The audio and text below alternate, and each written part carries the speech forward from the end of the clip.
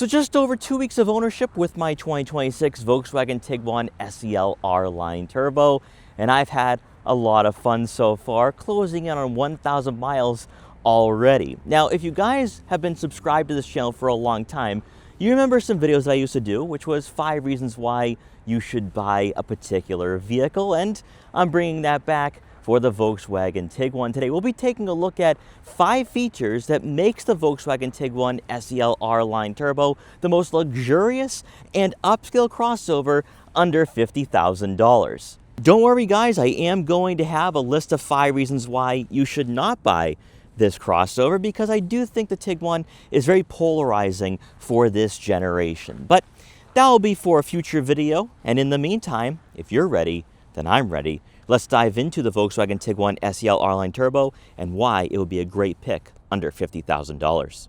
Starting off with the most obvious is going to be this powertrain that we get here with this crossover.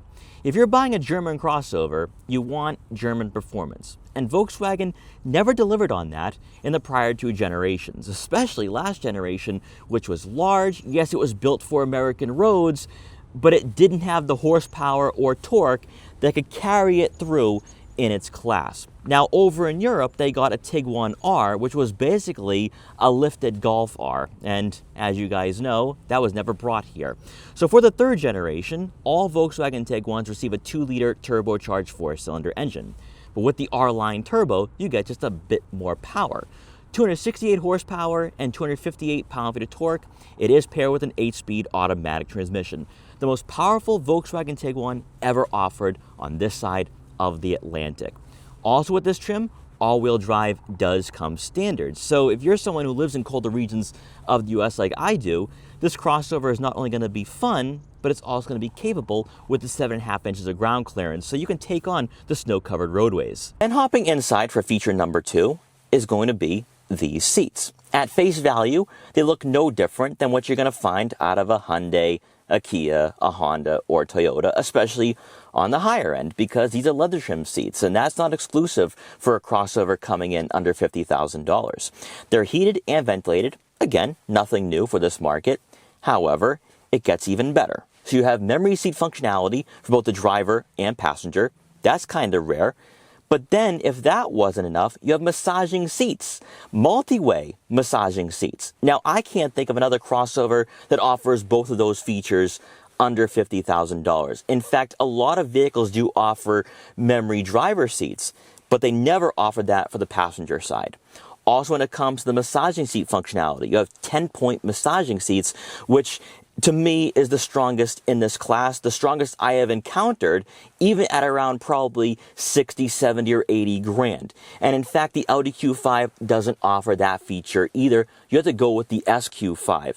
So Volkswagen is definitely pushing this market forward, and you're getting this at an affordable price point. On top of this, these seats are very comfortable. They're plush. They're supportive, and even though this is not going to be a sports tune crossover, the bolstering is rather aggressive to keep you in place on those winding back roads, on those longer commutes. Now for this next feature, I'm not 100% sure if I want to throw this into the 5 features that makes this the most luxurious crossover under $50,000, but I do think it's worth bringing up because I've never seen a reviewer really talk about this for the SEL R-Line Turbo, and that is going to be the ClimateCoat heated, heat-insulated, sound-insulated windshield with 100% UV protection. Now, on paper, this sounds phenomenal, right? Like, oh, this is just a neat feature that you're going to find here on the R-Line Turbo. It heats up the interior, keeps the heat inside, so on a colder day like today, you're not freezing. Also, you can defrost those windows very easily here with this model, unlike the lower trims. But on top of all of this, you have a nice sound deadening to this crossover where it is very isolating. And on top of this, because this vehicle is a top trim, you don't hear a lot of the outside world when you are on the highway, when you are driving around at higher speeds. Now, the tires do create a bit of road noise. I'm not a huge fan of Pirellis, so I would swap those out for Michelins. That's just my take here. But with this windshield, it is a first for Volkswagen here in the US. I don't remember any other Volkswagen offering that in the United States. Now, it is offered in Europe, and you would find these windshields in Audi, Bentley, Porsche, and similar products to like Land Rover. But never under $50,000 would you have an insulated windshield. And that to me is something that really means a lot to what Volkswagen's offering. It's these smaller things that really tells you that Volkswagen is serious here and that this is not just going to be a mainstream crossover. This might actually be a luxury crossover at an affordable price point. Then moving on to what else makes this crossover so great in its price point is the fact that it is very well equipped. Building off of the heated and ventilated massaging front seats, building off of that Climate Coat windshield, is the fact that inside you have a lot to work with here. Not only do you get a full digital gauge cluster with onboard navigation where you can customize this screen to your liking, and in my opinion is a better layout than what you're going to find out of the new Audi Q5. You also get a head-up display with traffic sign recognition and a digital speedometer.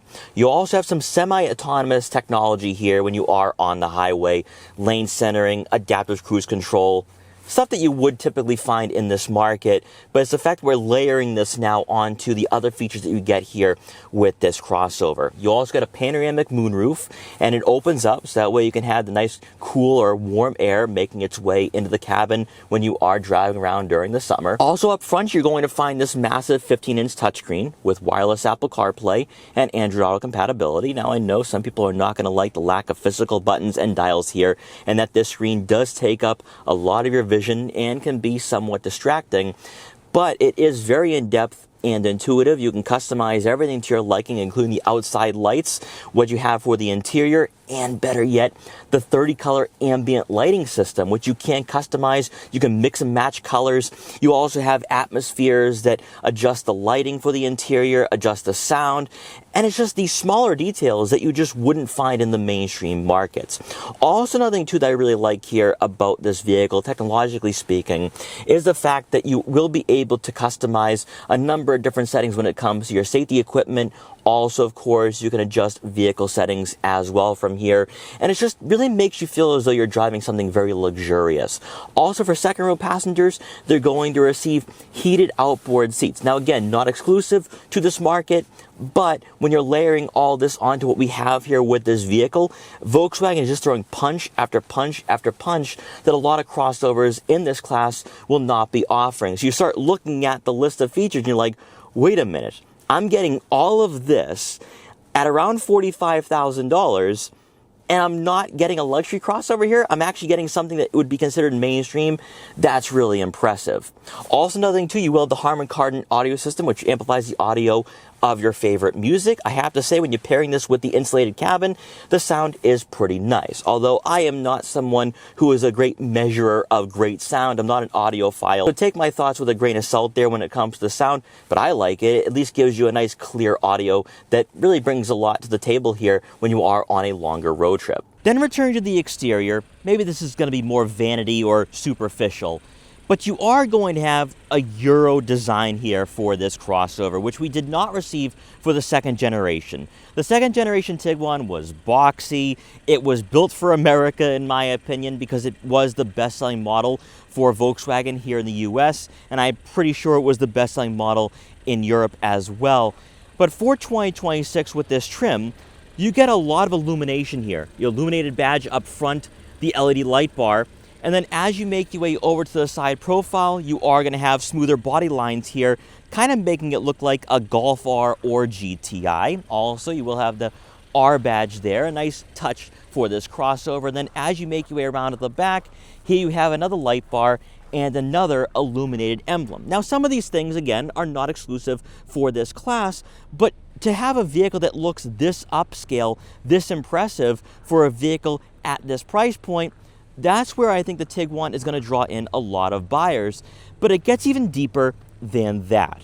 At night, you are going to have illuminated door handles too. So you're matching the illuminated emblems up front and the rear, and there will also be puddle lamps as well, which illuminate very brightly. And I think it's a nice touch here for a vehicle at this price point. And then the last thing that makes the 2026 Volkswagen Tiguan SEL R-Line Turbo so great, why it might be one of the best crossovers in this class, is the fact that it's actually not that expensive, relatively speaking. And when you start tallying up all those features. You've probably heard me say 100 times today that it comes in under $50,000, but MSRP starts below 45 grand, and Volkswagen dealers have been very generous with their pricing for this crossover. I'm not going to get into the specifics of my deal, but I got this below MSRP, and when I started looking at the pricing and the differences compared to some rivals, it was a phenomenal choice here at around $45,000 or below that, because Volkswagen dealers were discounting these by about $2,000 in December. I don't know what they're doing for January and moving forward, especially for the 2027 model and the tariffs. We could probably see a price hike later on this year. But in the meantime, I think it's actually generously offered here at its particular price point. So guys, let me know what you think about the Volkswagen Tiguan SEL R-Line Turbo. Is there something that I missed here with this crossover? A reason why it's a great choice under $50,000, a reason why it is better than a Hyundai Tucson, a Kia Sportage, a Honda HR-V, or CR-V I should say, and Toyota RAV4. Because what you get here for a German crossover that does not wear an Audi, BMW, or Mercedes-Benz badge, you're receiving BMW, Audi, and Mercedes-Benz quality. So guys, thank you so much for watching this video. Make sure to leave a comment below letting me know what you think about this crossover if you're looking at buying one. Also, of course, stay tuned for the 5 reasons why you should not buy this crossover, because like I said before, there are some pros and cons to this crossover, and if you're looking for a better bang for your buck, or maybe you're looking for something a little bit different, the Tiguan might not deliver on some of your demands and expectations. But guys, once again, thanks so much for watching. Take care, and I will see you guys next time.